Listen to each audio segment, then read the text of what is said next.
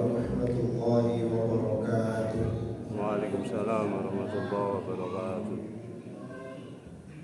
Alhamdulillah alladzi nahmaduhu wa nashkuruhu wa nasta'inuhu wa na'udzu billahi min shururi anfusina wa sayyiati a'malina. Man yahdihillahu fala mudilla lahu wa man yudlil fala hadiya lahu. Asyhadu an la ilaha illallah wa asyhadu anna Muhammadan 'abduhu wa rasuluh. Allahumma shalli ala nabiyyina Muhammadin wa ala alihi wa sahbihi wa man tabi'ahum bi ihsanin ila yaumiddin. Allahumma inna nas'aluka 'ilman nafi'a wa na'udzu bika min 'ilmin la yanfa'. Allahumma inna nas'aluka khaira ma fi hadhihi al-lailah wa khaira ma ba'dah wa na'udzu bika min syarri ma fi hadhihi al-lailah wa syarri ma ba'dah. Allahumma arhamna bil Qur'an waj'alhu lana imaman wa nuran wa hudan wa rahmah. Allahumma arzuqna tilawatahu ana al-lail wa atrafan nahar.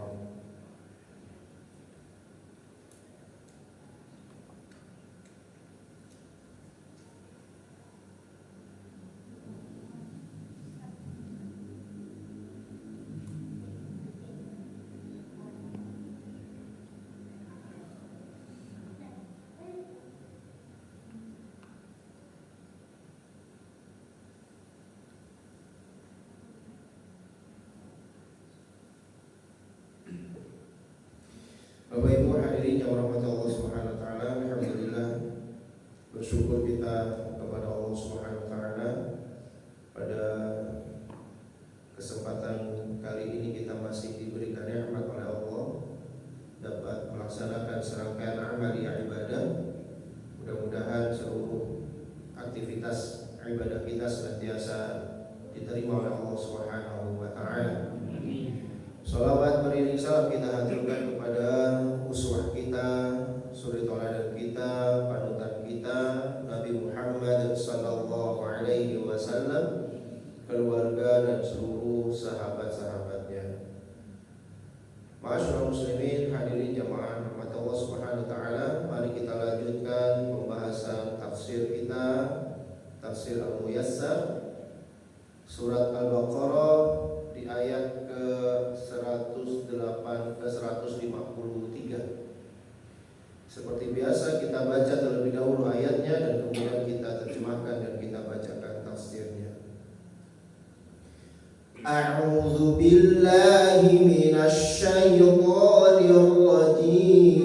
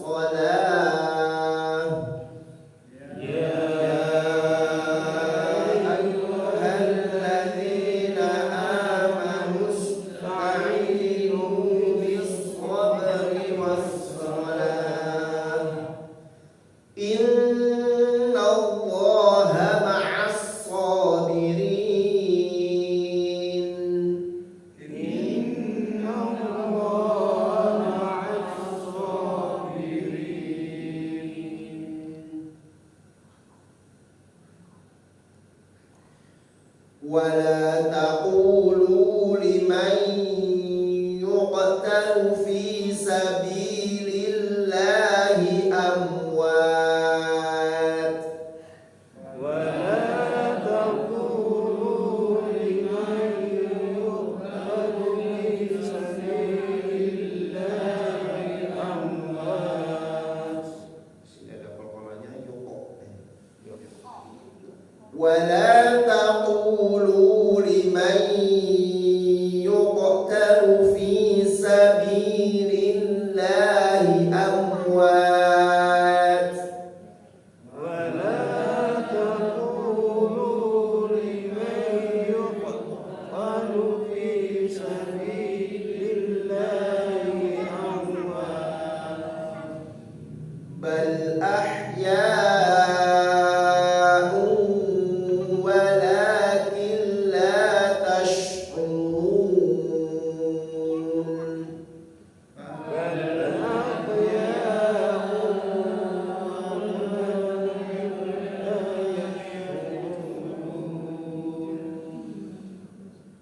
bal ahya'un walakin la tash'urun. Bal ahya'un walakin la tash'urun.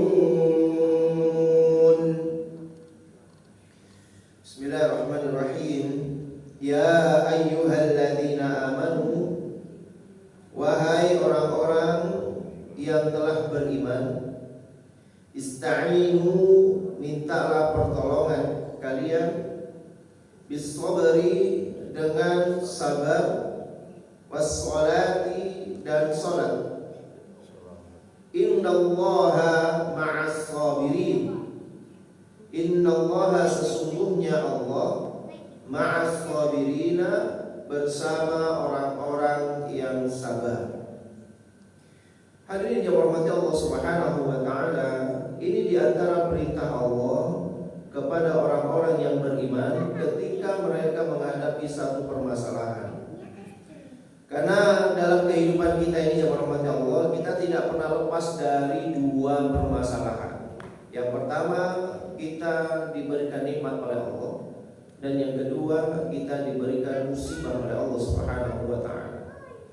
Maka ketika kita diberikan nikmat oleh Allah, kita diperintahkan untuk bersyukur kepadanya. Dan ketika tertimpa musibah, maka diperintahkan untuk bersabar.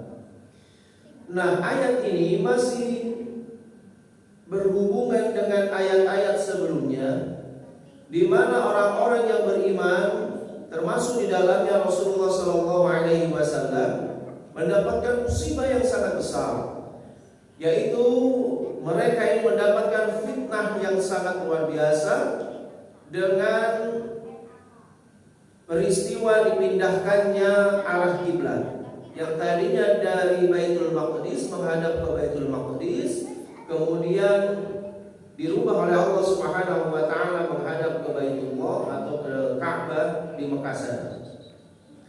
Maka ini hadirnya rahmat Allah Subhanahu wa taala, sungguh ini adalah peristiwa yang besar, peristiwa yang menggegerkan ya kaum muslimin pada saat itu. Segala penjuru menyudutkan kepada Rasulullah dan kaum mukminin. Apakah itu kaum musyrikin, mereka yang menyembah kepada berhala, apalagi orang-orang ahlul kitab, orang-orang Yahudi dan Nasrani. Karena memang sebelumnya selama itu mulai dari Mekah, ya, Rasulullah SAW berdakwah di Mekah sampai kemudian beliau tinggal di Madinah. Dalam kurun waktu itu kiblat umat Islam itu berada di Baitul Maqdis, menghadap ke Palestina sana.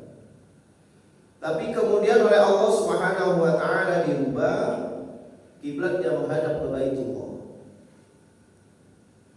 Serangan demi serangan dari orang-orang musyrikin ataupun orang-orang ahlul kitab kepada orang-orang yang beriman ini, maka Allah Subhanahu wa taala memerintahkan kepada mereka supaya memohon pertolongan kepada Allah itu dengan sabar dan sholat. Karena ujian yang mereka dapatkan itu berat sekali, ya, sangat berat. Bahkan banyak di antara orang-orang yang tadinya beriman, sementara imannya masih rapuh, kemudian mereka meninggalkan agama Islam. Begitu hebatnya peristiwa ini, hadirin yang dirahmati Allah, sampai oleh Allah ayatnya diulang-ulang di dalam surat Al-Baqarah ini. Tetapi ini tidak hanya dikhususkan kepada mereka yang mendapatkan ujian, yang mendapatkan cobaan terkait dengan pemindahan arah kiblat. Perintah ini secara khusus, secara umum itu diperintahkan kepada seluruh orang yang beriman. Memang asbab nuzul daripada ayat ini adalah di zamannya Rasulullah. Tetapi perintah ini tidak hanya mengenai para sahabat, juga kepada Rasulullah, tetapi juga kepada kita hari ini sebagai orang yang beriman, manakala kita mendapatkan satu ujian, satu cobaan, maka minta pertolongan kepada Allah Subhanahu wa taala. Itu hendaknya dilakukan melalui sabar dan juga memperbanyak sholat. Karena sesungguhnya Allah Subhanahu wa taala itu bersama orang-orang yang bersabar. Tentunya sabar di sini, hadirin yang dirahmati Allah, adalah pengertian sabar yang sesuai dengan syariat. Bukan kemudian disalahgunakan arti daripada sabar itu sendiri. Terkadang orang menerjemahkan atau mendefinisikan sabar itu sebagai satu perilaku yang putus asa, justru kontraproduktif, yang dia tidak melakukan apa-apa. Padahal tidak demikian, justru sabar itu membuat seseorang itu terus berupaya, hanya saja dia tidak mau melanggar apa yang dibenci oleh Allah Subhanahu wa taala. Itulah sabar. Jadi dia terus berusaha, tetapi dalam usahanya itu dia sangat berhati-hati, dia bersabar supaya tidak melampaui apa yang sudah dilarang oleh syariat. Bukan kemudian orang itu harus berdiam diri, tidak melakukan apa-apa. Ketika ditanya kenapa kamu tidak melakukan apa-apa, ya saya sabar. Kenapa kamu ketika dihina, dicaci maki dan seterusnya, ya difitnah, diam saja, tidak ada perlawanan, tidak ada usaha untuk melawannya. Nah, kemudian dia mengatakan, ya saya sabar. Tentu tidak demikian itu jawab Allah. Sabar itu tetap berupaya dengan semaksimal mungkin, tetapi dia tetap melakukan perbuatan yang tidak sampai melampaui batas. Nah, kemudian hadirin yang dirahmati Allah Subhanahu wa taala, kita lihat tafsir dari Al-Muyassar ini, tafsir Al-Muyassar.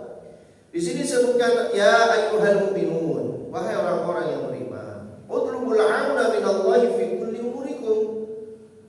Carilah pertolongan dari Allah Subhanahu wa taala min kulli umurikum, di setiap urusan kalian. Sesungguhnya kita ini adalah makhluk yang lemah ya Allah. Dan Allah lah yang maha menentukan segala sesuatu. Kita ini lemah sebenarnya. Walaupun kita ini diberikan kekuatan, fisik kita kuat mungkin, otak kita diberikan cemerlang oleh Allah Subhanahu wa taala. Tetapi pada hakikatnya kita itu lemah karena kita tidak bisa menentukan apa yang terjadi sebentar lagi. Jangankan esok hari, apa yang akan datang saja kita tidak bisa menentukan. Rencana boleh, manusia bisa berencana. Jangankan rencana akan datang, rencana 100 tahun yang akan datang pun kalau dia diberikan usia yang panjang dia bisa buat planning. Tetapi untuk menentukan apakah sukses dan tidaknya, maka dia tidak bisa menentukan hal itu. Karena memang sesungguhnya Allah Subhanahu wa taala yang menentukan. Maka ketika kita menyadari bahwa diri kita ini adalah hamba yang lemah, kita menyadari bahwa kita ini banyak sekali kekurangan, maka diperintahkan oleh Allah, mintalah pertolongan kepada Allah di setiap urusan kalian. Dengan apa? Bisabari, dengan sabar, ala nawaibi wal masaibi, terkait dengan musibah atau bencana yang menimpa. Sabar itu nanti dibagi menjadi 3 yang dirahmati Allah, yaitu sabar ketika menghadapi musibah. Musibah apapun yang menimpa diri kita, maka kita diperintahkan untuk bersabar. Artinya tidak gampang mencaci Allah, tidak gampang menyalahkan takdir dan seterusnya. Karena banyak orang yang ketika dia tertimpa musibah, maka dia tidak terima dan justru menyalahkan takdirnya. Bahkan kita ini tidak boleh, oleh Rasulullah SAW dilarang untuk mengucapkan seandainya saja. Terjadi musibah misalnya dia rahmati Allah, kemudian dia mengatakan, aduh seandainya saja saya tadi tidak keluar, misalnya. Itu orang sudah tidak lagi menerima takdirnya, padahal dia takdirnya seperti itu. Bukankah takdir itu memang terdiri dari 2, khairihi wa syarrihi. Ada yang takdir yang baik dan ada ada takdir yang buruk. Ketika seseorang itu mengucapkan aduh seandainya, maka itu justru membuka peluang bagi syaitan untuk menyesatkannya. Maka kita diperintahkan untuk bersabar ketika ada musibah apapun, hujan kayak gini tadi, sabar kita, ya, hadir untuk menghadiri majelis ilmu misalnya, atau ketika tertimpa musibah-musibah yang lainnya. Dan perlu kita ketahui bersama yang rahmati Allah, bahwa ketika Allah menimpakan satu musibah kepada orang yang beriman, maka itu merupakan cara Allah untuk menghapus dosa orang yang beriman tersebut. Nanti dia lanjutan ayat ini disebutkan, walanabluwannakum bisyai'in minal khawfi wal ju'i wa naqsin minal amwali wal anfusi wath thamarat wa basyyiris sabirin. Sungguh kami akan menguji kamu dengan suatu perkara yang membuat kamu khawatir, takut, kekurangan harta, kehilangan nyawa, kekurangan bahan pokok makanan dan seterusnya. Beri kabar kepada orang-orang yang bersabar bahwa mereka apa? Ulaika alaihim salawatu min rabbihim wa rahmah. Mereka lah yang dapat ampunan dari Allah. Mereka lah yang mendapatkan rahmat kasih sayang dari Allah Subhanahu wa ta'ala. Bahkan Rasulullah SAW menyatakan hatta syauka, sampai kalau ada duri yang menusuk di kulit kita dan kita merasa kesakitan, maka itu sebenarnya cara Allah mengampuni dosa-dosa kita. Makanya jemaah Allah, ketika kita mendapatkan musibah, maka bersabar. Karena sesungguhnya musibah itulah cara Allah mengampuni dosa kita. Ya mungkin musibah itu datang, ya setiap musibah pasti datang dengan tidak mengenakan, dan tentunya kita semuanya tidak menginginkan hal itu. Sakit misalnya, maka sakit kita itu sebenarnya untuk menghapus dosa-dosa kita jika bersabar. Kalau nggak bersabar, bahaya. Banyak orang-orang yang sakit kemudian tidak bersabar. Wis pokoknya sing penting waras, sopo sing nambani sing penting waras. Akhirnya tidak hanya ke medis, ya, tetapi kemudian ke non medis. Kalau non medisnya sesuai dengan syariat, ya tidak masalah. Ya, ruqyah, bekam ataupun terapi-terapi yang lainnya. Tetapi kalau kemudian datangnya ke dukun, nah ini jadi masalah. Berarti tidak bersabar atas penyakitnya. Karena kalau kita ini Pak, mohon maaf, kalau kita lagi dalam kondisi yang tenang-tenang seperti ini, dalam kondisi yang baik-baik saja, itu bisa kita bisa kita ucapkan, ya, seolah-olah mudah. Tapi ketika kita betul-betul terkena penyakit, ke dokter nggak sembuh, ke alternatif belum juga sembuh. Nah, biasanya kesabaran itu terujinya di sini. Pokoknya dan waras, waras obat. Akhirnya perginya ke dukun, ke tempat-tempat yang tidak diridhoi oleh Allah. Dia kalau sembuh kemudian bisa bertobat. Kalau meninggal dunia pada saat itu dalam keadaan melakukan ya kemaksiatan, naudzubillahi min dzalik. Makanya di sini kita diperintahkan bisabri 'ala nawa'ibi wa dhul masaibi. Bersabar kita terhadap ujian, bersabar terhadap musibah yang menimpa kita. Kemudian sabar yang kedua adalah wa bisabri 'ala tarkil ma'asi wa dzunubi. Dan bersabar ketika meninggalkan kemaksiatan dan dosa. Meninggalkan kemaksiatan itu jemaah Allah juga perlu kesabaran. Meninggalkan dosa itu juga perlu kesabaran.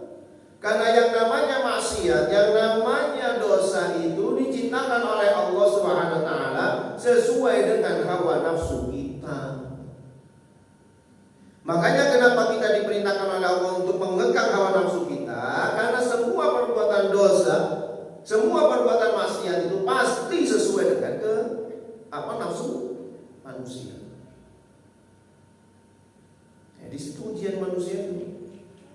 Disitulah bagaimana dia bisa mengendalikan nafsunya. Disitulah bagaimana dia memunculkan keimanannya. disitulah dia bisa menggunakan akalnya. Hari ini Masya Allah luar biasa ya, begitu banyak kemaksiatan. Betapa banyak hari ini perselingkuhan, berapa banyak hari ini orang-orang yang bunuh diri, kan mereka tidak sabar.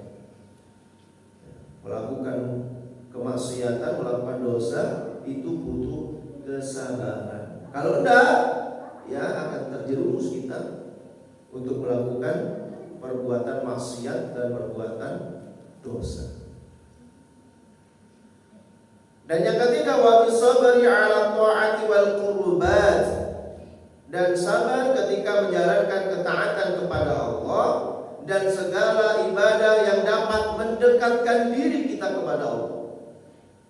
Melaksanakan ketaatan kepada Allah itu juga perlu sabar. Kalau tidak sabar, tidak bisa melaksanakan sholat.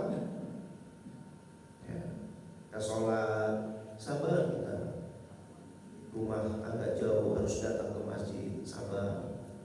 Sampai di masjid nggak bisa langsung qomat, harus tunggu dulu, sabar. Begitu sudah berdiri imamnya, sabar kita mendengarkan imamnya. Ya. Kalau jenengan ikut aktif enak, masalahnya di sini jenengan pasif kan, mendengarkan saja kan. Kalau imamnya Pak disuruh baca 1 lembar 2 lembar, insya Allah kuat, karena dia aktif. Sementara makmum pasif, di situ butuh kesabaran. Ya, kalau nggak sabar, bisa request kepada imamnya. Jangan banyak panjang. Kalau perlu qul huwallahu ahad itu dibagi 2 rakaat. 2 ayat saja. Tapi kan kenyataannya ada. Ya, mohon maaf ya, bukan ini tujuannya mendiskreditkan, tapi ini fenomena. Ada orang menjalankan sholat tarawih sekian rakaatnya, tapi bisa ditempuh dalam waktu berapa menit kemarin? 7 menit. Itu orang Arab asli saja Pak, disuruh mengerjakan itu, yang paham bahasanya itu ya. Saya tidak bisa juga itu. Itu orang Arab asli yang bisa bahasa Arabnya sekaligus, yang paham maksudnya, disuruh mengerjakan 23 rakaat dengan 7 menit, saya tidak bisa. Saya pernah sampaikan ini kepada teman saya. Ini orang Arab saja yang asli tidak bisa baca. Itu salahnya orang Arab, kenapa dia paham? Enak yang nggak paham, makanya bisa cepat kan. Wah ini, Masya Allah, kenapa ya nggak sabar ya? Pengennya cepat selesai. Oke. Ada lagi? Di masjid di kampung saya itu juga melaksanakan 23 rakaat. Ya. Lumayan sekarang sudah agak pelan ya. Kalau dulu cepat.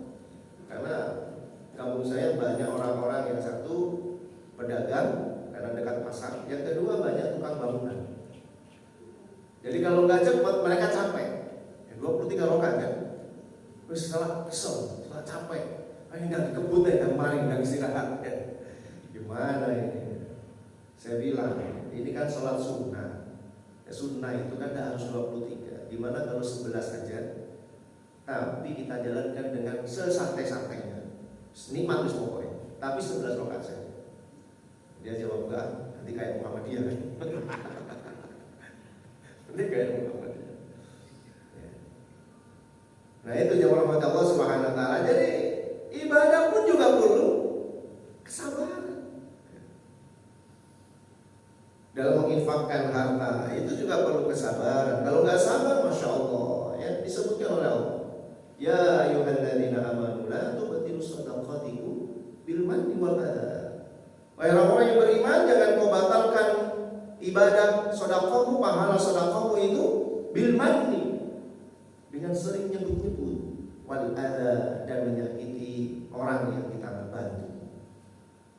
Itu kalau nggak sabar, kita berinfak itu akan sering kita sebut-sebut. Oh saya yang ini, yang ini. Padahal tadinya sudah benar tuh atas nama hamba Allah. Tapi ujung-ujungnya ada cerita juga.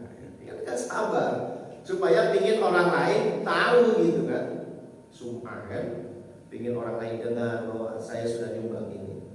Makanya kalau dalam Al-Quran itu yang rahmati Allah, kalau berinfak itu tidak boleh sirri terus, itu nggak boleh, harus ada yang alaniyah, sirron wa alaniyah. Sirri ada yang disembunyikan, tapi juga harus ada yang ditampakkan, dan itu bukan pilihan, karena maunya itu mau atof, diiringi.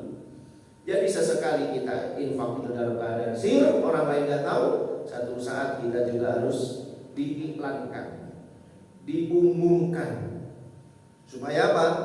Satu, menghindari fitnah. Dengan ada orang kaya raya misalnya di kampung sini, kaya raya, terus infaknya selalu sembunyi-sembunyi, kan ada orang tahu, timbul fitnah udah, timbul fitnah akan terjadi di masyarakat kita itu. Musuh kita gak tahu infak, kan menyebabkan orang lain jadi suudzon kepada dia. Makanya kalau ada orang infak terus diumumkan itu juga jangan kita ini baper. Oh, infak terus diumumkan, berarti gak ikhlas. Belum tentu, karena ikhlas itu masalah hati. Siapa tahu pada saat itu dia sudah banyak berinfak dengan sir, dan dia harus menjalankan dengan iklan, dengan diumumkan. Kalau siri terus bahaya itu. Nah, nanti kalau siri terus, nah itu akan memunculkan benih-benih pingin dilihat oleh orang. Karena kan nggak semua orang, nggak ada yang tahu nih, Pak. Misalnya dia berinfak banyak sekali, nggak ada yang tahu. Itu setan akan akan berusaha mengganggu dia, sehingga kemudian dia pingin cerita. Nah, ini bahaya seperti itu, sehingga akan terputus pahala sedekahnya. Maka sabar yang ketiga adalah wabis sabri ala ta'ati wal qurbat, dan bersabar di dalam menjalankan ketaatan dan amalia ibadah yang dapat mendekatkan dirinya kepada Allah Subhanahu wa taala. Mana yang paling utama? Apakah sabar di dalam menghadapi ujian dan musibah, ataukah sabar ketika menjauhi kemaksiatan dan dosa, ataukah sabar ketika menjalankan ketaatan dan ibadah-ibadah yang mendekatkan diri kita kepada Allah? Mana yang lebih utama? Semuanya utama dalam kondisi tertentu. Kalau dalam kondisi itu dia harus meninggalkan perbuatan haram, misalnya ini, kita dihadapkan kepada satu situasi di mana kita mampu untuk korupsi misalnya, dan kemudian kita bersabar untuk tidak melakukannya, maka dia lebih utama daripada sabar ketika harus menjalankan ibadah. Tapi ketika dia berdiri untuk beribadah kepada Allah Subhanahu wa taala dan dia harus sabar, maka tentunya dia lebih baik daripada kesabaran-kesabaran yang lainnya. Atau ketika dia ditimpa satu musibah dan kemudian dia bersabar kepada Allah Subhanahu wa taala dengan tidak melakukan perbuatan-perbuatan yang tercela, maka itu pun juga lebih baik daripada kesabaran yang lainnya. Kemudian kita diperintahkan untuk di samping diperintahkan meminta pertolongan kepada Allah Subhanahu wa taala melalui sabar, kita juga diperintahkan untuk melalui sholat. Kenapa harus sholat yang rahmat Allah? Karena sholat itu sebenarnya hubungan terdekat antara manusia dengan Allah itu adalah sholat. Karena sholat itu intinya adalah yunaji ila rabbi. Intinya adalah kita sedang berkomunikasi dengan Allah Subhanahu wa taala. Makanya sholat ini luar biasa sebenarnya. Isinya doa-doa semuanya. Kita diawali langsung dengan doa iftitah. Senantiasa komunikasi dengan Allah. Pahala orang sholat, antara sholat yang satu dengan sholat yang lain itu adalah pengampunan dosa. Maka para ulama, para tabi'in, para salafus saleh kita dahulu kala, para sahabat, ketika mereka ini menghadapi satu musibah, satu permasalahan yang berbagai masalah apapun, maka yang mereka lakukan pertama kali adalah sholat. Ketika kita dihadapkan dalam satu permasalahan yang diperintahkan oleh Rasulullah, selalu sholat. Contoh, lama gak turun hujan, apa yang diperintahkan? Sholat. Ada namanya sholat istisqa. Ketika kita dihadapkan dengan satu permasalahan yang kita sulit untuk memilihnya, apakah saya harus memilih yang ini ataukah saya harus memilih yang ini? Maka ada salat namanya istikharah. Semua permasalahan itu datang diselesaikan dengan salat. Karena salat itu kita meminta petunjuk kepada Allah Subhanahu wa taala. Di sini disebutkan bahwa sholatil lati tatma'innu biha an-nafs. Karena dengan salat itulah yang menyebabkan hati kita ini menjadi tenang. Kalau kita terima musibahnya rahmat Allah, kemudian tidak melaksanakan salat terlebih dahulu, kemudian langsung saja menyelesaikan masalah, biasanya terjebak kepada ketidaksabaran, sehingga nanti akhirnya getun buri. Tapi ketika kita ada permasalahan, ambil air wudhu, sholat dulu, tenang hati kita, maka akan berpikir secara cerdas. Apa yang harus saya lakukan, ya? Apa tindakan yang harus saya perbuat dan sebagainya. Begitu pula ketika umat, ya, orang yang beriman tadi mendapatkan cercaan hinaan terkait dengan pemindahan arah kiblat, maka oleh Allah Subhanahu wa taala diberikan sabar, tenang saja, dan perbanyak sholat. Niscaya akan turun pertolongan dari Allah Subhanahu wa taala. Kita juga gitu, Pak. Maka ada sholat sunnah mutlak itu, ia memang diperintahkan seperti itu. Kalau kita ada masalah yang tak bisa kita selesaikan, selesainya di mana? Sholat aja. Sholat apa? Sunnah mutlak. Dan itu tidak dilarang oleh Islam, tidak dilarang oleh syariat kita. Karena sholat sunnah mutlak itu ya kapanpun bisa dilaksanakan, selama tidak di dalam waktu-waktu yang terlarang. Di samping itu, sholat itu wa tanha 'anil fahsya'i wal munkar, dapat mencegah seseorang dari perbuatan fahsya, perbuatan keji dan munkar. Innallaha ma'as sabirina bi'aunihi wa taufiqihi wa tasdidihi. Maka sesungguhnya Allah Subhanahu wa taala bersama orang-orang yang sabar di dalam pertolongannya, taufiknya dan petunjuknya. Allah senantiasa memberikan taufik, pertolongan kepada orang-orang yang sabar.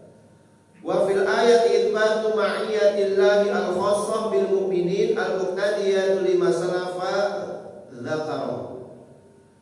Di dalam ayat ini terdapat penetapan bahwasanya Allah secara khusus membersamai orang-orang yang beriman. Jadi kebersamaan Allah itu ada dua, yaitu kebersamaan Allah secara khusus kepada orang-orang yang beriman, sebagaimana disebutkan oleh para salaf kita. Yang kedua, amal ma'iyatul ammah, adapun kebersamaan secara keseluruhan, kebersamaan Allah Subhanahu wa taala secara keseluruhan, al-muqtadiyatu lil alam wal ihaqati fahiya li jami'il khalqi, yaitu meliputi seluruh makhluknya. Bukan berarti kalau Allah bersama orang-orang sabar, terus yang nggak sabar nggak diperhatikan oleh Allah, bukan gitu maksudnya. Oh, Allah bersama orang-orang sabar, ya nggak sabar, oh berarti kan lagi jadi diawasi oleh Allah, bebas dong kalau gitu. Nggak gitu, itu berarti mengkerdilkan sifat Allah. Nggak boleh kan seperti itu, karena Allah itu maha berkuasa atas segala sesuatu.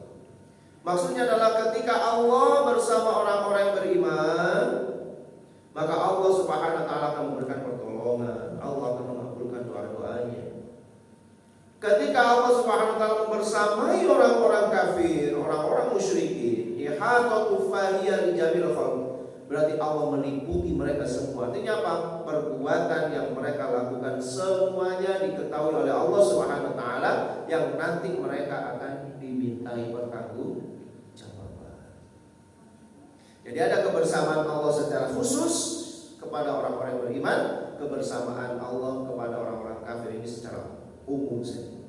Jadi walaupun orang kafir itu juga dibersamai sama Allah, artinya Allah ya tahu juga apa yang mereka kerjakan. Tapi kebersamaan Allah dengan orang beriman beda. Allah akan melindunginya, Allah akan memberikan pertolongan kepadanya, Allah akan memberikan rezeki, Allah akan tetap memberikan hidayah kepadanya sehingga dia akan berlaku lurus dan seterusnya. Itu kebersamaan Allah bersama orang-orang yang beriman. Adapun kebersamaan Allah dengan orang-orang kafir adalah ketika Allah memberikan rezekinya, ketika Allah harus mengawasi mereka untuk memberikan kesaksian kepada mereka bahwa mereka melakukan kemaksiatan, kemungkaran dan lain sebagainya.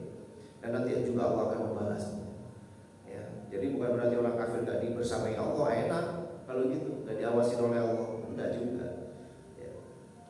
Kemudian hadirin yang rahmat Allah Subhanahu wa taala, di ayat yang ke-154 Allah Subhanahu wa taala berfirman, "Wala taqulu," dan janganlah kalian ucapkan, liman bagi seseorang, yuqtalu yang terbunuh, fi sabilillahi di jalan Allah, amwat mati. Jangan kamu ucapkan, jangan kamu kira, jangan kamu ucapkan orang-orang yang terbunuh di jalan Allah itu meninggal dunia. Bal ahyaun, bahkan mereka itu hidup, walakin la tashkurun, ya, tetapi kalian tidak menyadarinya. Ini sebenarnya yang berhormat Allah, asbabun nuzul dari ayat ini adalah ketika perang Badar itu kan berapa belas umat Islam itu kan syahid, ya. 8 dari kaum Ansor, 6 dari kaum Muhajirin. Nah, ketika mereka wafat itu, orang-orang munafik itu kemudian mengatakan, ya, percuma mereka itu ikut perang. Kalau mati mereka tidak menikmati kemerdekaan. Artinya kemenangan tidak mereka nikmati. Yang menikmati kemenangan itu adalah orang-orang yang selamat dari peperangan itu. Apa kenikmatan yang mereka dapatkan, kata orang munafik? Ya, mereka dapat harta rampasan perang, ya. Padahal yang berjuang yang mati, tapi yang dapat yang hidup. Itu dalam pikiran orang-orang munafik. Padahal kata Allah Subhanahu wa taala tidak. Wala taqulu liman yuqtalu fi sabilillahi amwat. Jangan kamu katakan orang yang terbunuh di medan perang itu mati, tidak. Bahkan mereka hidup tetapi kalian tidak menyadarinya. Tentunya kehidupan mereka tidak sama yang rahmat Allah dengan kehidupan kita hari ini. Dan jangan diterjemahkan, kalau begitu mereka hidup gentanya kan dong, jalan kemana-mana, enggak juga, ya.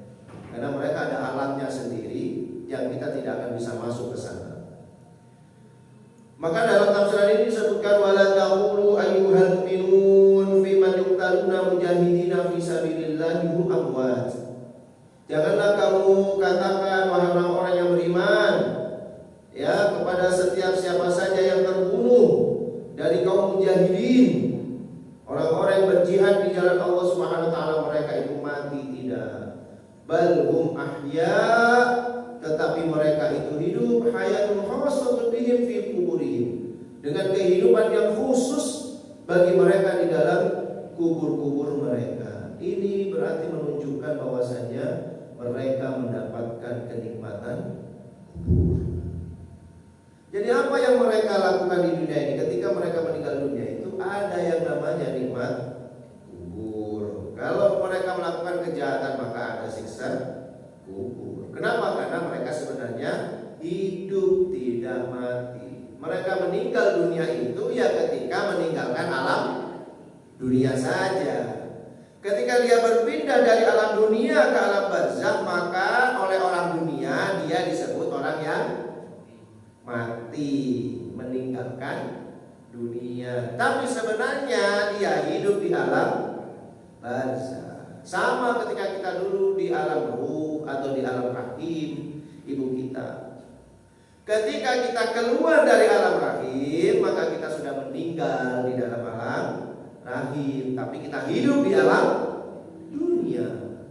Ketika nanti di alam dunia kita ini hidup, kemudian harus berpindah ke alam barzakh, maka orang-orang dunia menyebut orang ini meninggal dunia. Padahal dia hidup di alam barzakh. Tapi orang alam barzakh gak mungkin balik ke alam dunia. Jadi gak perlu disiapkan makanan, ya. Dulu kan orang-orang, maaf nih ya, orang-orang Jawa dulu kan seperti itu, apa namanya itu? Sanjingan, ya, boleh, masya Allah dulu ya. Jadi ada kakeknya atau neneknya meninggal dunia di disiapkan makanan ya, nanti supaya kalau datang itu suka dengan makanannya. Luar biasa ya, orang meninggal dunia bisa ya papin ya, sehingga dia harus kembali ke dunia lagi. Dan anehnya harusnya malam Jumat apa? Cuma legi.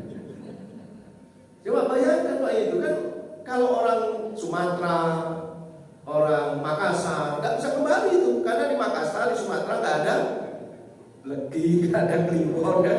Jadi yang bisa balik ke sini itu khusus ruhnya orang Jawa saja. Itu makanya jadi orang Jawa saja. Karena bisa kembali setiap malam Jumat lagi. Yang lainnya nggak bisa kembali, nggak punya legi, nggak punya kliwon, nggak punya ini. Ya, apalagi orang Amerika, sama nggak kenal itu kliwon legi, nggak bisa kembali mereka. Ya. Nah, secara logika saja nggak masuk akal itu. Mereka hidup, Pak. Mereka hidup, tapi kehidupan mereka akan berbeda dengan kehidupan kita di dunia. Dan ada sekat di sana yang tidak bisa. Orang sini masuk ke sana juga nggak bisa, orang sana masuk ke sini juga nggak bisa. Gitu. Yang bisa ke sana itu ya amalan-amalan yang kita lakukan, nanti pahalanya bisa sampai ke sana. Ya. Kata Rasulullah SAW apa?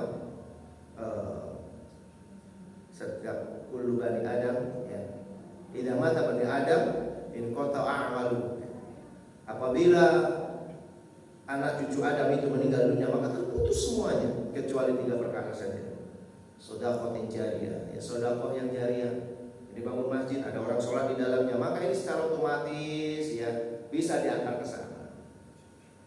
Atau ilmu yuntafa'u bih, atau ilmu yang bermanfaat yang diajarkan kepada orang lain, kebaikan-kebaikan diamalkan ya dalam kehidupannya, maka itu secara otomatis langsung aja kirim. Walaupun nggak pakai ilah hadrotin, nggak pakai ilah ruhin, nggak mungkin. Ya, pokoknya nggak mungkin salah alamat lah malaikat. Kalau malaikat salah alamat bahaya ini. Ya. Wah, nanti kalau nggak dibacakan khusus ini, ya seperti orang kalau kirim surat harus ada kepada yang terhormat, itu kan manusia kan. Kalau jenengan kirim surat nang pos ya atau ke ekspedisi yang lainnya, harus memang menyertakan kepada yang terhormat karena harus bisa sampai. Tapi kalau malaikat nggak mungkin salah alamat, gitu.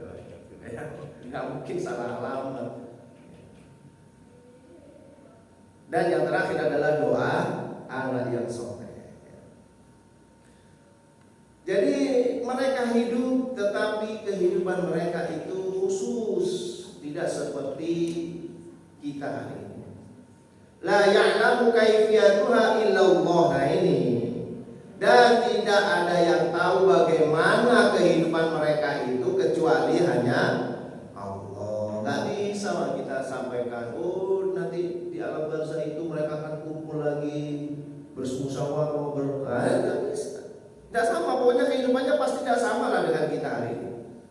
Ya, kalau hari ini kita kayak gini, ya itu karena kita di dunia. Ya. Mereka yang ada di alam barzah tidak sama dengan kita, walaupun mereka sebenarnya hidup. Nanti di akhirat hidup atau mati? Hidup lagi. Ya fase manusia itu gitu aja. Maka Allah Subhanahu wa taala itu berfirman gini. Kullu nafsin dha'iqatul maut. Kenapa bahasanya dha'iqah? Dzauq itu merasakan, ngicipin. Mencicipi itu banyak atau sedikit? Dikit itu namanya mencicipi. Mencicipi kurang mangkok itu jadi untuk mencicipi. Betul-betul menikmati. Jadi setiap yang bernyawa itu pasti akan mencicipi kematian. Artinya kematian itu sebentar saja.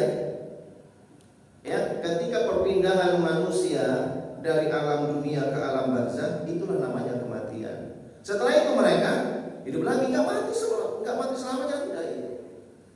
Yang mati itu jasadnya ketika di dalam kuburan itu saja, tapi ruhnya tetap hidup di alam barzah.